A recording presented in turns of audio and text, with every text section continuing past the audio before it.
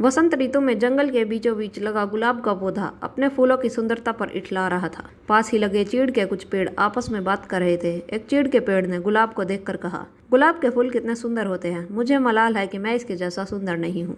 मित्र, उदास होने की आवश्यकता नहीं है, हर किसी के पास सब कुछ तो नहीं हो सकता।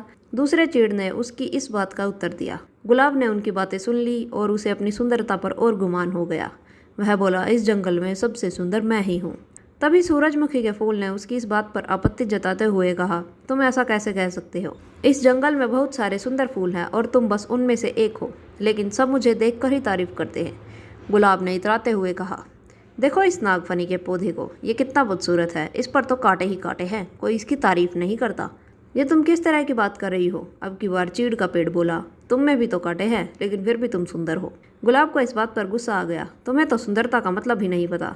तुम इस तरह मेरे कांटों और उस नागफनी के कांटों की तुलना नहीं कर सकते। हम में बहुत फर्क है, मैं सुंदर हूँ और वो नहीं। तुम में घमंड चढ़ गया है गुलाब। इतना कहकर चीड़ के पेड़ ने अपनी डालियाँ दूसरी ओर झुका ली।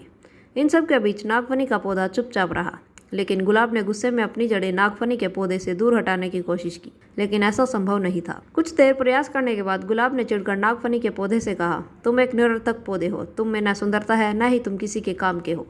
मुझे दुख है कि मुझे तुम्हारे पास रहना पड़ रहा है। गुलाब की बात सुनकर नागफनी को दुख हुआ और वह बोला, भगवान ने किसी को भी निरर्थक जीवन नहीं दिया है। गुलाब ने उसकी बात अनसुनी कर दी। मौसम बदला और वसंत ऋतु चली गई।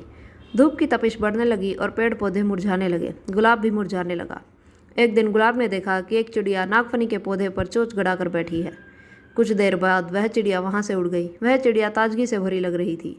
गुलाब को यह बात समझ नहीं आई कि वह चिड़िया नागफनी पर बैठकर क्या कर रही थी। उसने चीड़ के पेड़ से पूछा, ये चिड़िया क्या कर रही थी?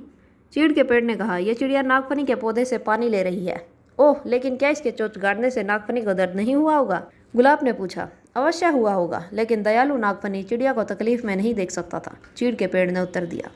ओह, तो इस गर्मी में नागफनी के पास पानी है? मैं तो पानी के बिना सूख रहा हूँ। गुलाब उदास हो गया। तुम नागफनी से मदद क्यों नहीं मांगते? वह अवश्य तुम्हारी मदद करेगा। चिड़िया अपनी चोंच में पानी भरकर तुम्हारे पास ले आएगी। चीड़ के पेड़ ने सलाह दी। गुलाब नागफनी से कैसे मदद मांगता? उसने तो अपनी सुंदरता के घमंड में उसे बहुत बुरा भला कहा था, लेकिन तेज धूप में अपना जीवन बचाने के लिए आखिरकार एक दिन उसने नागफनी से मदद मांग ही ली। नागफनी दयालु था, वह मदद के लिए फौरन राजी हो गया। चिड़िया भी मदद को आगे आई। उसने नागफनी से पानी चूसा और अपनी चोंच में भरकर गुलाब के पौधों की जड़ों में डाल दिया। गुलाब का पौधा फिर से तरोताजा हो गया। गुलाब को समझ आ गया था कि किसी को देखकर उसके बारे में राय नहीं बनानी चाहिए। उसने नागफनी से माफ़ी मांग ली।